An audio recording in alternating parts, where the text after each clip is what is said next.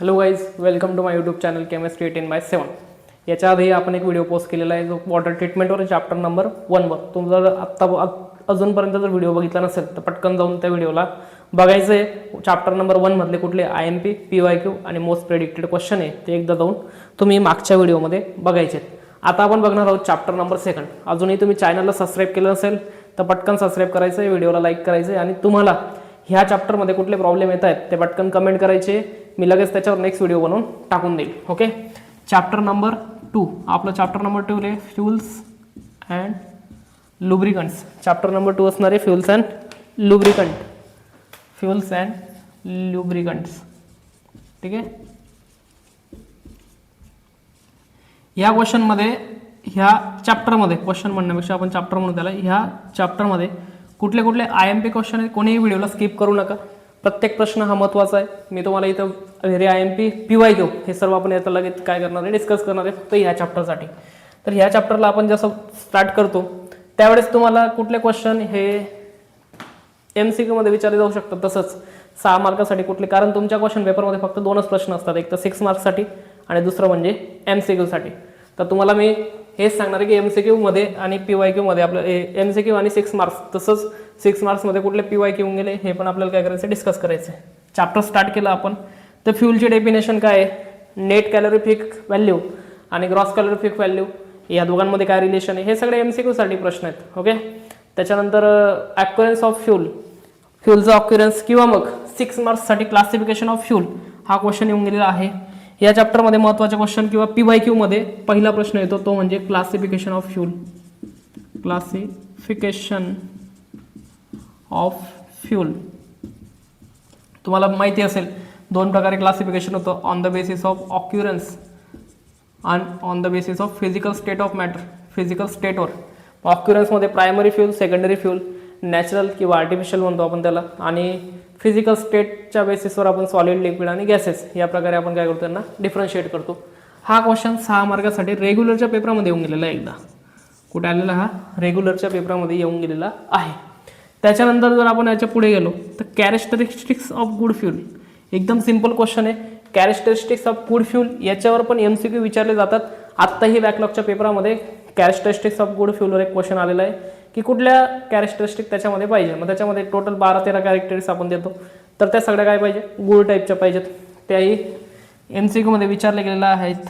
Characteristics of good fuel हा क्वेश्चनही तुम्हाला 6 मार्काला येण्याचे चान्सेस आहेत. PYQ आणि काय आहे, मोस्ट IMP क्वेश्चन येते. कॅरेक्टरिस्टिक्स ऑफ गुड फ्यूल आपण काय PYQ आहे. ओके. मागचे PYQ म्हणजे प्रिव्हियस इयर क्वेश्चन. काही ना PYQ म्हणजे पण कळत नाही. PYQ म्हणजे प्रिव्हियस इयर क्वेश्चन किंवा येऊन गेलेले क्वेश्चन आहेत ते. त्याच्यानंतर महत्त्वाचे क्वेश्चन याच्यामध्ये काय, बॉम्ब कॅलोरीमीटर. बॉम्ब कॅलोरीमीटर. बॉम्ब कॅलोरीमीटर याच्यावरही 6 मार्काचा क्वेश्चन एकदा याच्या आधी पण येऊन गेलेला आहे. याच्या आधी काय आहे, प्रिन्सिपल आणि त्याला अटॅच काय, हा पूर्णपणे क्वेश्चन PYQ पण आहे आणि व्हेरी IMP पण आहे. ओके. 6 मार्क्ससाठी या चॅप्टरमध्ये हे काय सर्व IMP क्वेश्चन आहेत. त्यानंतर आत्ता बॉम्ब आणि ॲज वेल एज बॉईज दोघांपैकी एक कन्फर्म येण्याचे काय दाट चान्सेस आहे. बॉम्ब असेल किंवा बॉईज असेल, दोघांपैकी एक व्हिडिओ, एक क्वेश्चन आपण त्याच्यावर व्हिडिओही नेक्स्ट तयार करून टाकू. जर तुम्हाला पाहिजे असेल डिटेलमध्ये बॉम्ब आणि बॉईज कॅलोमीटर तर त्याच्यावर पण आपण व्हिडिओ बनवणार आहेत. बट तर आत्ता सध्या तरी एवढं लक्षात घ्या की बॉम्ब कॅलोरीमीटर किंवा बॉईज कॅलोमीटर हा पण काय एक फार महत्त्वाचा क्वेश्चन आहे. दोघांपैकी एक 100% क्वेश्चन येणार. हा पण PYQ म्हणून महत्त्वाचा आहे 6 मार्क्ससाठी. ओके. त्याच्यानंतर ह्या चॅप्टरमध्ये आणखी महत्त्वाचा जरा पार्ट आपण बघितला.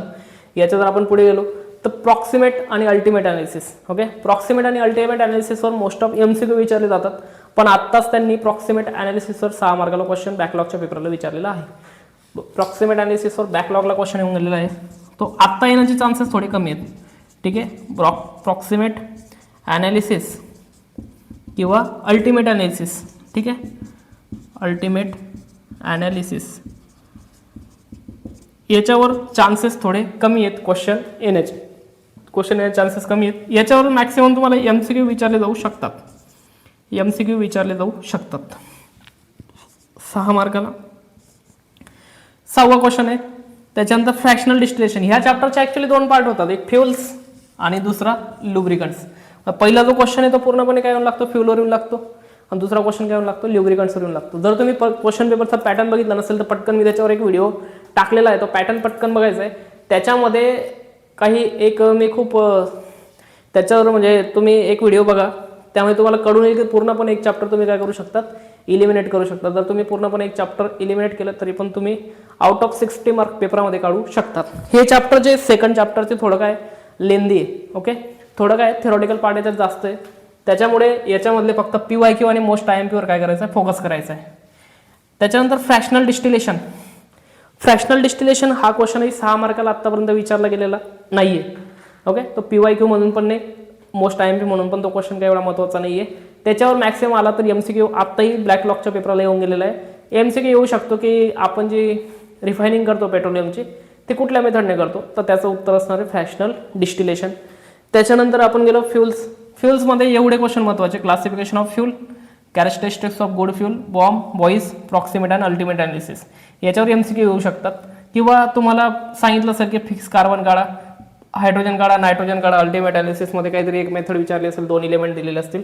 त्याच्यानंतर प्रॉक्सिमेट आणि अल्टिमेट अनालिसिसवर MCQ कसे येऊ शकतात की आपण मॉइश्चर डिटेक्शन करतो, ती कुठली मेथड असते, तर ती काय असते, प्रॉक्सिमेट अनालिसिस मेथड असते. अल्टिमेट अनालिसिसमध्ये आपण काय करतो, इलेमेंटल कंपोजिशनचा आपण काय काढत असतो, पर्सेंटेज काढत असतो, इलेमेंट आपण फाइंड आउट करत असतो जनरली त्याच्यामध्ये. त्यानंतर फ्युल्स झाला. त्याच्यानंतर लुब्रिकंट्स. लुब्रिकंट्स याच्यामध्ये महत्त्वाचा पार्ट काय, क्लासिफिकेशन ऑफ लुब्रिकंट. व 3 प्रकारचं क्लासिफिकेशन आहे, एक सॉलिड आहे, एक लिक्विड आहे, तिसरं काय सेमी सॉलिड आहे. त्याच्यापैकी एखादा क्वेश्चन आला तर येऊ शकतो, ओके. त्याच्यानंतर सिलेक्शन ऑफ लुब्रिकंट हा पण एक क्वेश्चन येऊ शकतो, किंवा आता बॅकलॉगच्या पेपरला त्यांनी विचारलं की सिलेक्शन ऑफ लुब्रिकंट तुम्ही कोणत्या बेसिसवर सिलेक्शन करू शकता, असा एक क्वेश्चन त्याला विचारला गेलेला आहे. त्यानंतर लुब्रिकंट्समध्ये जर महत्त्वाचा क्वेश्चन असेल, लुब्रिकंट्समध्ये 6 मार्काला क्वेश्चन जर आला तर तो कोणता येऊ शकतो, राईट एनी थ्री फिजिकल 3 किंवा 2 किंवा 3 तुम्हाला विचारलं असतील की कोणतेही 2 किंवा 3 फिजिकल प्रॉपर्टीज लुब्रिकंटच्या द्या. एकतर तुम्हाला विचारलं असेल किंवा तिथं देऊन ठेवले असतील की त्या फिजिकल प्रॉपर्टीज तुम्ही एक्सप्लेन करा. मग फिजिकल प्रॉपर्टीज कुठल्या आहेत, तर flash point, fire point, surface tension, viscosity index, ह्या काय सगळ्या फिजिकल प्रॉपर्टीज आहेत. केमिकल प्रॉपर्टीज कुठल्या आहेत, तर केमिकल प्रॉपर्टीजमध्ये आपण ऍसिड व्हॅल्यू आणि सपोनेशन व्हॅल्यू या दोघं आहेत केमिकल प्रॉपर्टीज. याच्यावर तुम्ही प्रॅक्टिकल पण केलं असेल तर तुम्हाला ते लवकर लक्षात येईल. राईट एनी 3 or 2 तिथे दिलं असेल किंवा तुम्हाला सांगितलं असेल लिहा म्हणून, physical or chemical properties of lubricant और केमिकल प्रॉपर्टीज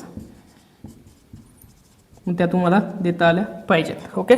त्याच्यानंतर तुम्हाला याच्यावर MCQ कसे विचारले जातील की ऍसिड व्हॅल्यूमध्ये आपण कोणत्या टाईपचा इंडिकेटर यूज करतो, खाली नावं दिलं असतील, EBD दिला असेल, फिनॉप्थॅलिन दिला असेल, बरोबर. पटकन कमेंट करायची कुठला इंडिकेटर आपण ऍसिड आणि सपोनेफिकेशनमध्ये यूज करतो. तर तिथे दिलं असेल स्टार्च इंडिकेटर पण देऊ शकतात, ते मिथिल ऑरेंज देऊ शकतात. त्याचं आन्सर काय असणार आहे, फिनॉप्थॅलिन हे काय योग्य उत्तर आहे. या प्रकारचे MCQ जनरली विचारले जातात. त्याच्यानंतर MCQ आलाच तर आणखी चान्सेस आहे MCQ येण्याचे, ते म्हणजे GCV आणि NCV मध्ये रिलेशन काय, तर GCV always greater than NCV. Gross calorific value काय असते, NCV पेक्षा ग्रेटर असते, असं MCQ येऊ शकतो तुम्हाला. त्यानंतर एखादं एक्झाम्पल दिलं असेल की सॉलिड लुब्रिकंटचं खाली एक्झाम्पल कुठलं, किंवा मग तुम्हाला तिथं असं म्हटलं असेल की सॉलिड फ्युलचं एक्झाम्पल कुठलं आहे, बरोबर. Solid artificial, solid naturally occurring fuel, ते वूड वगैरे सारखे एक्झाम्पल तिथे दिले असतील आणि ते तुम्हाला विचारलेले असतील. किंवा मग MCQ मध्ये गुड कॅरेक्टरिस्टिक्स, फ्यूलच्या ज्या कॅरेक्टरिस्टिक्स आहेत त्या विचारले असतील, गुड कॅरेक्टरिस्टिक्स कुठल्या कुठल्या आहेत, तर कशा पाहिजेत तेही MCQ मागच्या बॅकलॉगच्या पेपरांमध्ये येऊन गेल्यामध्ये ते ऑप्शन दिलेले असतात, नो कार्बन किंवा हाय कार्बन, तर ते आपण चूज करू शकतो तिथं योग्य आन्सर, ओके. याप्रमाणे मॅक्सिमम क्वेश्चन येण्याचे चान्सेस आहेत. तर ह्या चॅप्टरमध्ये तुम्ही मॅक्सिमम फ्यूल ह्या पार्टला काय करा, टार्गेट करा. फ्यूलमध्ये जे मोस्ट IMP जे क्वेश्चन आहेत, क्लासिफिकेशन ऑफ फ्यूल खूप सोपा प्रश्न आहे. On the basis of occurrence आणि on the basis of physical state आपण त्याला काय करू शकतो, क्लासिफाय करू शकतो. ऑक्युरन्सच्या बेसिसवर नॅचरली ऑक्युरिंग आणि आर्टिफिशियली ऑक्युरिंग असे 2 टाईप, नॅचरल काय वूड वगैरे असतात आणि आर्टिफिशियली पेट्रोल वगैरे आपण बनवू शकतो ते. त्याच्यानंतर फिजिकल स्टेट, सॉलिड, लिक्विड आणि गॅस. मग सॉलिड फ्यूल कुठले असतात, तर वूड असतं, ओके. त्याच्यात पण पुन्हा प्रायमरी आणि सेकंडरी असे टाईप आहेत. तुमच्यापर्यंत माझ्या नोट्स पोहोचल्या असतीलच, जर नोट्स पोचले नसतील तर कमेंट्समध्ये पटकन नोट्स म्हणून टाकायचं आहे. तुम्ही हा व्हिडिओ कुठून बघतायत ते टाकायचं आहे, म्हणजे मला कळेल की व्हिडिओ कोणत्या कॉलेजपर्यंत पोहोचलेला आहे किंवा कुठल्या स्टुडंटपर्यंत पोहोचलेला आहे. ओके, तर फ्यूल ह्या चॅप्टरला तुम्ही टार्गेट ह्या ज्याच्यामध्ये 2 पार्ट आहे, ए म्हणजे फ्यूल आणि बी म्हणजे काय लुब्रिकंट्स. तुम्ही फ्यूलला जास्त टार्गेट करा. कॅरेक्टरिस्टिक्स ऑफ गुड फ्यूल खूप सोपा प्रश्न आहे. कुठल्या कुठल्या कॅरेक्टरिस्टिक्स त्याच्यामध्ये असले पाहिजे, हायर इग्निशन पॉईंट, हायर त्याच्यामध्ये इग्निशन पॉईंट वगैरे यासारखे काय, हायर कॅलोरिफिक व्हॅल्यू पाहिजे त्याच्यामध्ये, त्याच्यानंतर मॉडरेट इग्निशन पॉईंट पाहिजे, त्याच्यानंतर हाय पर्सेंटेज ऑफ कार्बन पाहिजे. या सगळ्या काय त्याच्यामध्ये गुड कॅरेक्टरिस्टिक्स आहेत. बॉम्ब आणि बॉईस कॅलरीमीटरमध्ये याच्यामध्ये तुम्हाला डायग्राम विचारलेली असेल, डायग्राम, प्रिन्सिपल, त्या कन्स्ट्रक्शन आणि वर्किंग आणि त्याचा जो फॉर्म्युला आहे तो तुम्हाला लिहायचा आहे. बॉम्ब कॅलरीमीटरमध्ये पुन्हा फ्यूज वायर करेक्शन, त्याच्यानंतर कुलिंग करेक्शन, या प्रकारचे जे करेक्शन आहेत ते तुम्हाला लिहायचे असतील तर तुम्ही लिहू शकतात, अदरवाईज त्याला स्किप करू शकतात. तुम्ही डायग्राम, कन्स्ट्रक्शन, वर्किंग आणि प्रिन्सिपल एवढा पार्ट लिहू शकतात. ओके, तर एवढे क्वेश्चन मोस्ट ऑफ येण्याचे चान्सेस आहेत. क्लासिफिकेशन, कॅरेक्टरिस्टिक, बॉम्ब कॅलोमीटर, बॉईस कॅलोमीटर, प्रॉक्सिमेट याच्यावर MCQ येऊ शकतात. त्याच्यानंतर रिफायनिंग ऑफ पेट्रोलियम याच्यावरही काही MCQ येण्याचे चान्सेस आहेत.